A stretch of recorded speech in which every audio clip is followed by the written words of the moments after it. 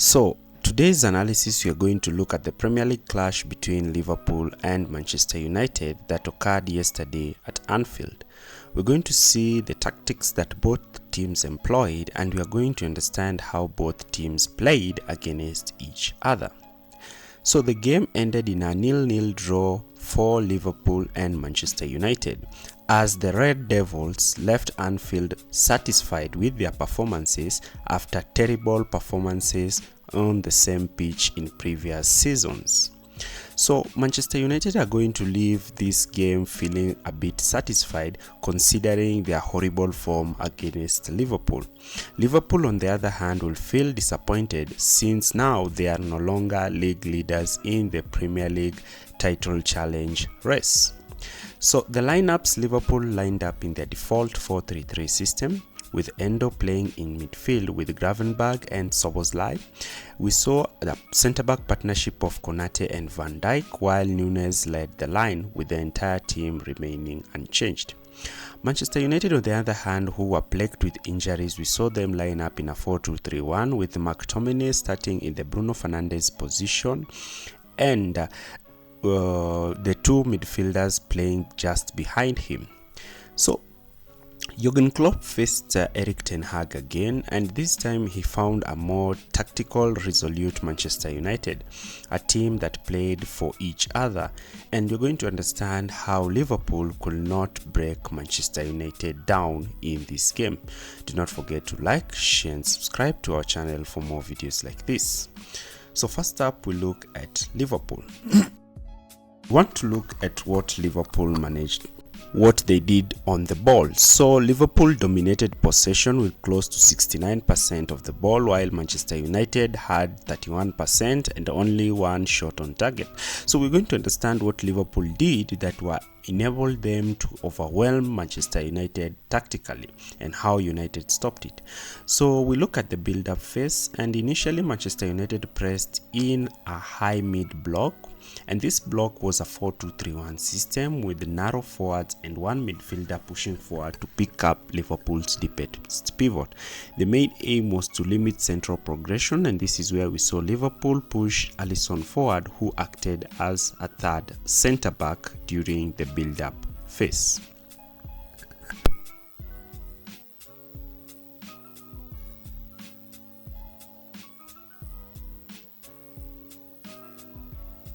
So the position of Alisson enabled both Virgil and Konate to spread out wide, and the two advancing midfielders push forward. This prompted Trent to invert in midfield and play the inverted fullback role that he has played exemplary under Jurgen Klopp.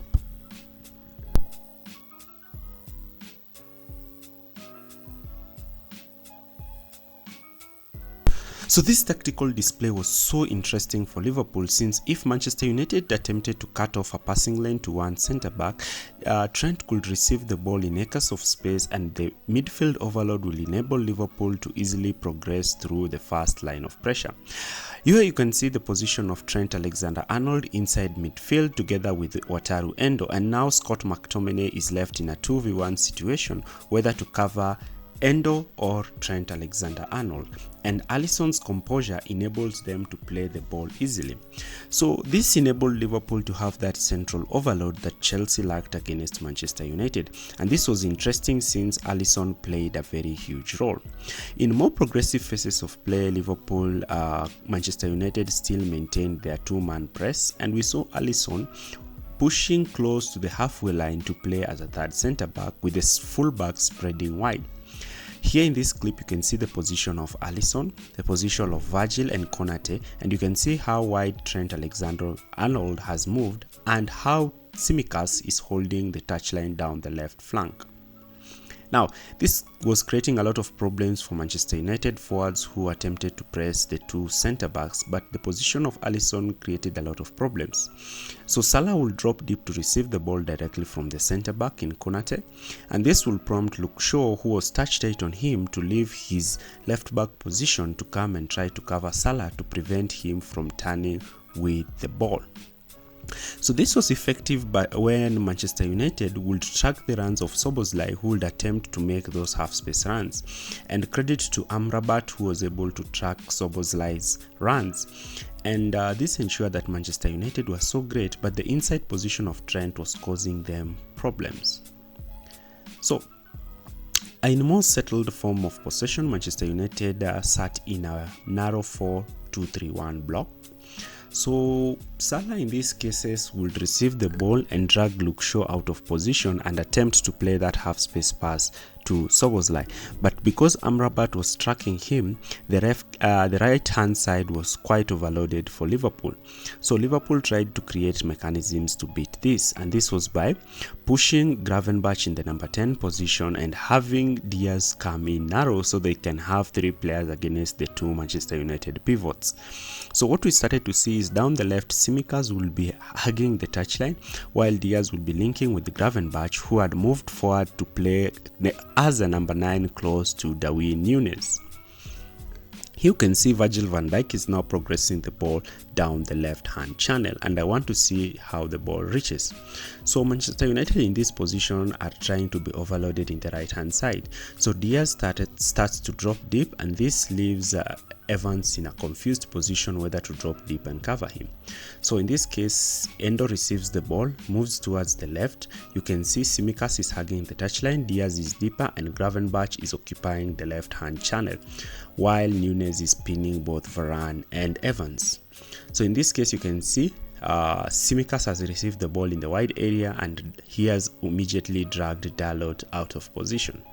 So this constant left overload created by Gravenberch, Tsimikas, Luis Diaz and Wataru Endo, who wanted to shift down the left, made the entire Manchester United backline and midfield to shift towards the left. And Liverpool attempted quick switches of play to Salah, who was in wide acres of space.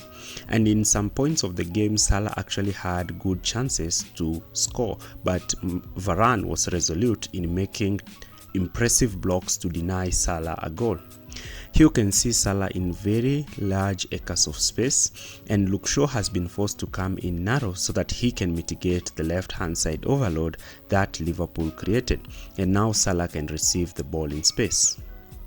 Now, Trent Alexander-Arnold was quite instrumental since his position in midfield enabled him to play the deep line playmaker, but credit to Onana and Varane, who managed to create blocks and stop shots from Salah.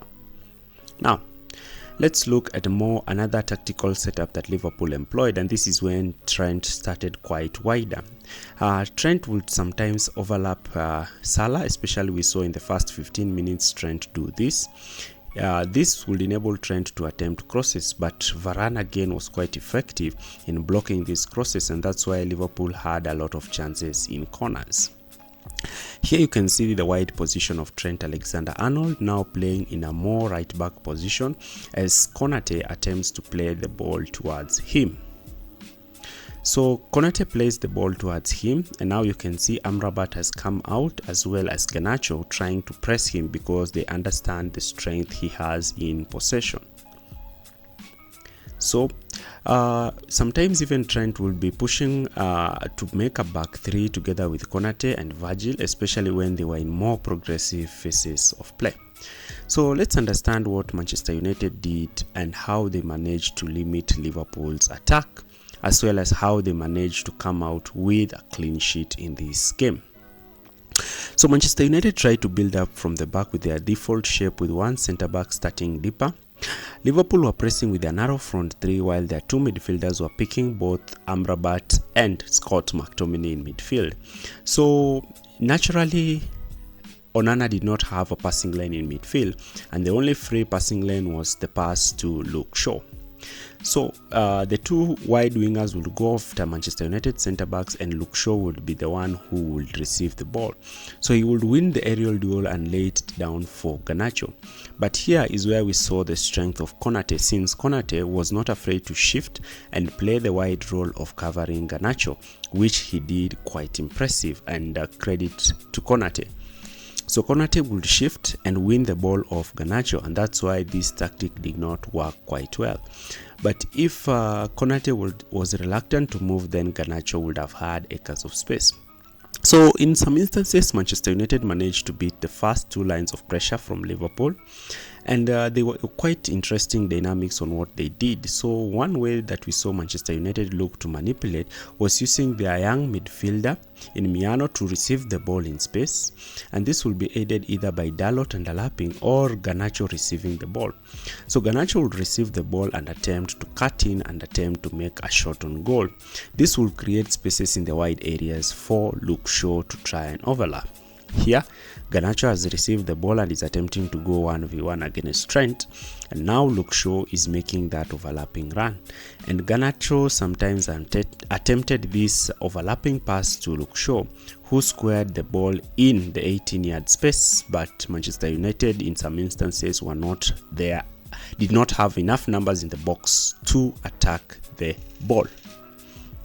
Now, it was also quite an interesting dynamic down the right, because down the right it was quite interesting since Anthony and Dalot had other tactical mechanisms where Anthony would receive the ball in space, drag out Tsimikas and attempt to play a first time ball to Dalot. So the game at Anfield was quite entertaining, and a lot of neutrals found it quite boring since both teams did not manage to score. So both managers are going to come out with this game with different ideas. Erik ten Hag will be happy that his team has come to Anfield as not conceded a single goal, while Jurgen Klopp will regret this result because he's in a title race and he has already lost 2 points to current league leaders Arsenal. So the title race for Liverpool is looking quite tricky after now they have lost their perch on top of the Premier League table. But do not forget that there is also another team that is eyeing the Premier League title, and that team is Aston Villa. So if you want to know how Aston Villa and what makes Unai Emery's Aston Villa's title contenders, see the next video in our timeline. Thanks for watching.